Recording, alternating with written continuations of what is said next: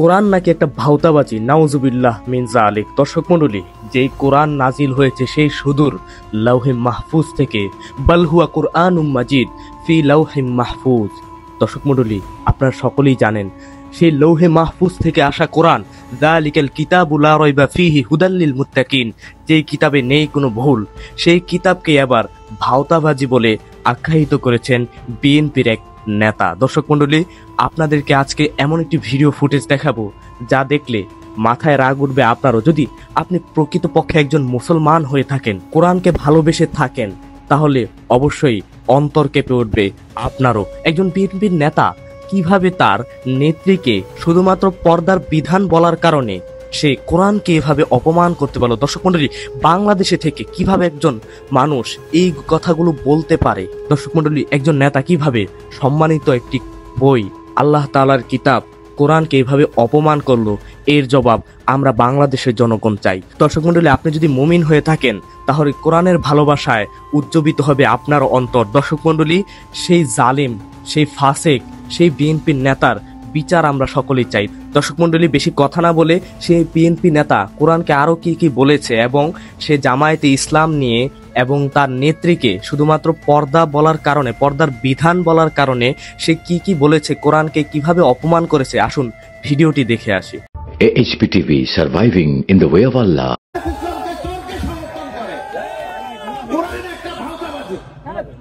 কোরআন একটা ভাওতাবাজি জামাত ইসলামের। ম্যাডামের সাথে সম্পর্ক ছিল, আমাদেরকে কোন অঙ্গ সংগঠন করতে দেয় নাই, কোন সহায়ক দিছে এই জামাত ইসলামের ভয়কে আমাদের দল থেকে কোন সহায়ক দিছে, র্যাব দিয়ে শেষ করে দিছে। যুবদল করতে দেয় নাই, ছাত্র দল করতে দেয় নাই। দিনে বাংলা কোর্টে রাত্র 12টার সময় ম্যাডাম আসছে, দরজা আমি টানি, খুলে না। ম্যাডাম কি হয়েছে, তার এক ছেলে আছে। কে ছেলে? আমি কে ছেলে? কে? মুজাহিদ সাহেব তার ছেলে।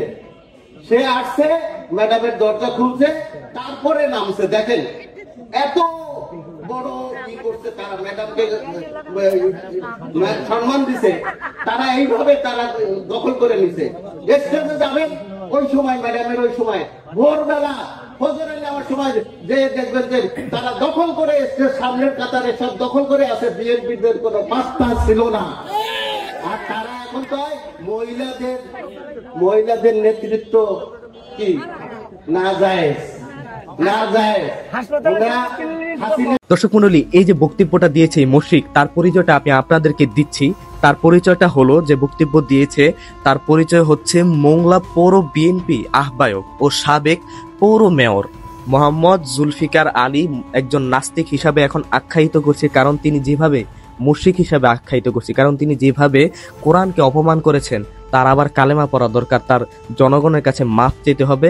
যদি না চায় তার উপযুক্ত শাস্তি আমরা চাই।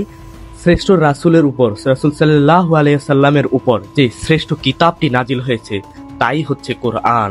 বাল হুয়া কুরআনুম মাজিদুম ফি লাউহিম মাহফুজ। দর্শক মণ্ডলী, লৌহে মাহফুজ থেকে আসা সেই দামি গ্রন্থকে মুসলমানদের অন্তরে যে গ্রন্থ গাথা থাকে, শত শত কোটি হাফেজের অন্তরে যে কোরআন গাথা আছে, শত শত মুমিন মুসলমানের অন্তরে যে কোরআন গাথা, সেই কোরআনকে কিভাবে একটা ইসলামিক কান্ট্রিতে এভাবে অপমান করে একজন বিএনপি নেতা, এর বিচার আমরা বাংলার জনগণ চাই। দর্শক মণ্ডলী, তৌহিদি জনতা এখনো কেন চুপ করে বসে আছে? দর্শক মণ্ডলী, সেই নেতার বিরুদ্ধে এখনো কেন তারা সোচ্চার হচ্ছে না? এটা জাতির কাছে আমার প্রশ্ন। দর্শক মণ্ডলী, এত কিছু দেখার পরেও কি আপনি একজন মুমিন মুসলমান হয়ে কোরআনের অপমান সয়ে যাবেন? দর্শক মণ্ডলী, জেগে উঠুন না। কোরআনের বিরুদ্ধে যারা বলে তাদের গলার স্বরকে ভেঙে দিতে হবে। দর্শক মণ্ডলী, কোরআনের বিরুদ্ধে যারা বলে তাদের জিহ্বা কেটে দিতে হবে। দর্শক মণ্ডলী, কোরআনের বিরুদ্ধে যেই হাত তোলে তাদের হাতকে ভেঙে দিতে হবে। তৌহিদি জনতা, বাংলাদেশের তৌহিদি জনতা আবার জেগে উঠুন এই জালেমের বিরুদ্ধে, এই ফাসেকের বিরুদ্ধে। দর্শক মণ্ডলী, এই কাফের, এই মুশরিক কোরআনকে এভাবে অপমান করলো, এভাবে তুচ্ছ তাচ্ছিল্য করে কথা বলল, আমরা কেন এখনো চুপ করে বসে আছি? অবশ্যই তার বিরুদ্ধে অ্যাকশন নিতে হবে। তাই এই ভিডিওটি শেয়ার করে বাংলার মুসলিমের কাছে, বাংলার লাখো লাখো কোটি কোটি মুসলমানের কাছে পৌঁছে দিবেন, সেই আশা ব্যক্ত করছি।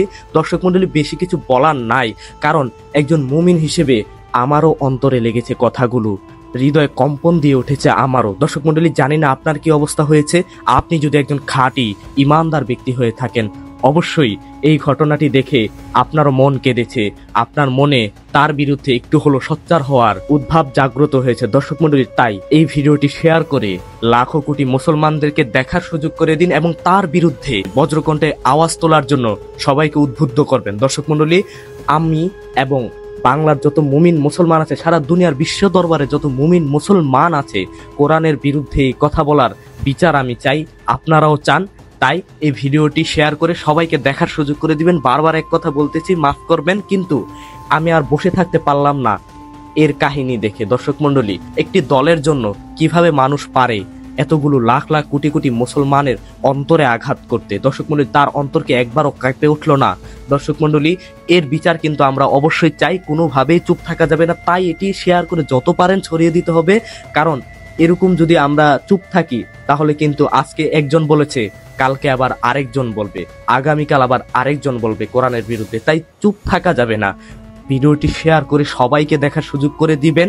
আজকের ভিডিওটি আর বেশি লম্বা করব না, তার শাস্তি চেয়ে আজকের ভিডিওটি শেষ করতে যাচ্ছে। আপনারাও যারা এই ঘটনার বিচার চান অবশ্যই কমেন্ট করে যাবেন। আজকের ভিডিওটি এই পর্যন্ত। সবাই ভালো থাকবেন, সুস্থ থাকবেন, কিন্তু দেখা হবে পরবর্তী কোনো ভিডিওতে। সেই পর্যন্ত সবাই ভালো থাকবেন। আর যদি এরকম আরো আপডেট নিউজ পেতে চান তাহলে চ্যানেলটি সাবস্ক্রাইব করে পেজটি ফলো দিয়ে পাশে থাকবেন। আমি Mainuddin Niloy, AHP TV, Dhaka, Bangladesh. Subscribe করুন AHP টিভিতে। AHP TV, surviving in the way of Allah.